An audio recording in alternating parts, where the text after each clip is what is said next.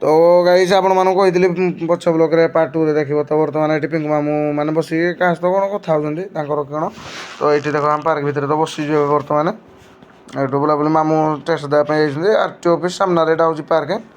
ଏଠି ଏକ୍ସରସାଇଜ୍ ମାନେ କରୁଛନ୍ତି ସବୁ। ତ ବର୍ତ୍ତମାନ ପାର୍କ ଭିତରୁ ଆସିକି ଏଇଠି ମାନେ ୱେଟ୍ କରୁଛୁ। ରାପିଡ଼ୋ ବୁକ୍ କରୁଛୁ ତ ସେଥିପାଇଁ ବସିଛୁ। ଆସିଲେ ଅଟୋ ଆସିଲେ ବର୍ତ୍ତମାନ ଯିବୁ ହେଲା। ତ ଯିବୁ ତାପରେ କହିବୁ। ତ ବର୍ତ୍ତମାନ ଗାଇସ୍ ଆମେ ଅଟୋରେ ବସି ପଡ଼ିଛୁ, ବାହାରି ପଡ଼ିଲୁ। ଅଲଗା ଜାଗାରେ ଟିକେ କାମ ଅଛି ତ ସେଥିପାଇଁ ଯାଉଛୁ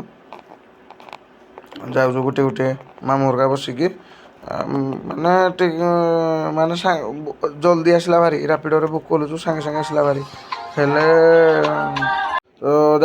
ଯାଉଛୁ ବର୍ତ୍ତମାନ ଗୋଟିଏ ଗୋଟେ। ତ ବର୍ତ୍ତମାନ ପହଞ୍ଚାଇଛୁ ଆମର ଯେଉଁ ମାନେ ବ୍ରିଜ୍ଟା ଅଛି ଭୁବନେଶ୍ୱରର, ସେଇଠି ବର୍ତ୍ତମାନ ପହଞ୍ଚି ଯାଇଛୁ। ଗୋଟିଏ କରିକି ଯାଉଛୁ ଆଉ। ଆପଣମାନେ ଭିୟୁଟା ଚେକ୍ କର, ମୁଁ ଆପଣମାନଙ୍କୁ ଆଉ କ'ଣ କହିବି। ମ୍ୟୁଜିକ୍ ଫ୍ୟୁଜିକ୍ ଦେଉନି, ନହେଲେ ବଢ଼ିଆ ଲାଗିथा ସର୍ଟଟା ମାନେ। ବର୍ତ୍ତମାନ ଆମେ ପହଞ୍ଚି ଯାଇଛୁ, କାହିଁକିନା କପିରାଇଟ୍ ପଡ଼ୁଛି ମ୍ୟୁଜିକ୍, ସେଥିପାଇଁ ମୁଁ ଦେଉନି ମ୍ୟୁଜିକ୍। ବର୍ତ୍ତମାନ ଏଠିକି ଆମେ ପହଞ୍ଚି ଆସିଛୁ ହେଲା। ଏଇଠି ମାନେ ଏମିତିରେ ବୁଲୁ ଭୋକ ଲାଗିଲା, ସେଥିପାଇଁ ସେଠି ହୋଟେଲରେ ଖାଇ ଖୁଆକି ବର୍ଷା ତାରିଲା ମାନେ 12:30ରୁ ଆମେ ବସିଛୁ, 2:30ରେ ବର୍ଷା ଛାଡ଼ିଲା। ଏବେ ବର୍ତ୍ତମାନ ବର୍ଷା ଛାଡ଼ିଲା ଯେମିତି ଆମେ ଯାଉଛୁ ବର୍ତ୍ତମାନ। ଏମିତି କାମ ଥିଲା, ଅଟୋ ବୁକ୍ କରିଛୁ, ସେଥିପାଇଁ ଆସୁ ରାପିଡ଼ୋରେ। ତ ବର୍ତ୍ତମାନ ଆସିଲା ଭାରି ଅଟୋ ବସି ପଡ଼ୁଛୁ। ଲୋକଟା ସେ ତାର କ'ଣ କହୁଛି ବାଇଆ ହେଉଛି ମନେ ମନେ, ଆମେ ଶୁଣିବାର ନାହିଁ। ମୁଁ ମୋର ଭିଡ଼ିଓ ବନେଇବାର ମୁଁ ରେଡ଼ି ଅଛି।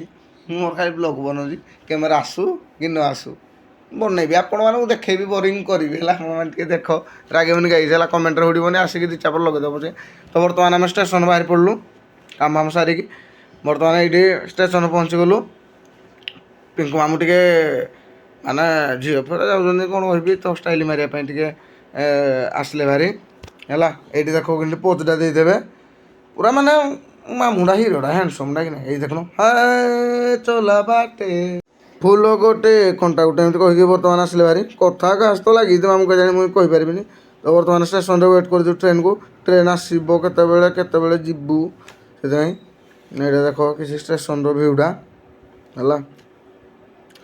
ତ ବର୍ତ୍ତମାନ ମାନେ ଆମେ ଷ୍ଟେସନ୍ରେ ୱେଟ୍ କରୁ ଟ୍ରେନ୍ ବି ପହଞ୍ଚି ଆସିଲା ହେଲା।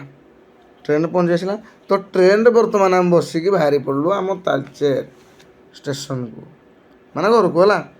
ଯାଉଛୁ ଅନ୍ଧାରଟା, କ୍ୟାମେରା କ୍ୱାଲିଟି ଜାଣିଛୁ ଆଉ, କମ୍ ଦାମିକିଆ ଫୋନ୍, ଆଉ କ'ଣ କହିବି ଆପଣମାନଙ୍କୁ।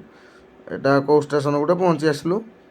ଏଇଟା ବୋଧେ ପଟିଆ ନା କ'ଣ ଗୋଟେ, ଢେଙ୍କାନାଳ ନା କ'ଣ ଗୋଟେ ଆସିଲୁ ଭାରି ଆଉ। ଆପଣମାନଙ୍କୁ ଆଉ କ'ଣ କହିବି ହେଲା।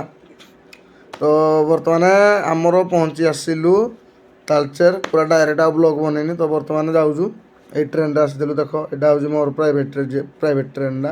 ମାନେ ଗୋଟାଟା ବୁକିଂ କରିଥିଲି, ଲୋକମାନଙ୍କୁ କହିଲି ଆପଣମାନେ ବସିଥ ଯାଉ ମୋ ସହିତ। ବର୍ତ୍ତମାନ ସେଠୁ ଆସିକି ରାତିରେ ଗଲେ ତ କେହି ଉଠିବେନି, ସେଥିପାଇଁ ଏଠିକି ଢାବାରେ ନେଉଛୁ ରୁଟି ଫୁଟି ନାନ୍ ଫାନ୍ ଖାଇବା, ତାପରେ ଶୋଇବା। ତ ବର୍ତ୍ତମାନ ବାହାରି ପଡ଼ିଲୁ, ଏଠୁ ଧରି ଧୁରାକି ଯାଉଛୁ ଘରକୁ। ବ୍ଲଗ୍ଟା ଲମ୍ବା ହେଇଗଲା, ପୁଣି ଆଉ ଗୋଟେ ମାନେ ବ୍ଲଗ୍ରେ ଦେଖା ହେବ। ରହୁଛି ଗାଇସ୍, ସମସ୍ତେ ଭଲ, ଜୟ ଶ୍ରୀରାମ।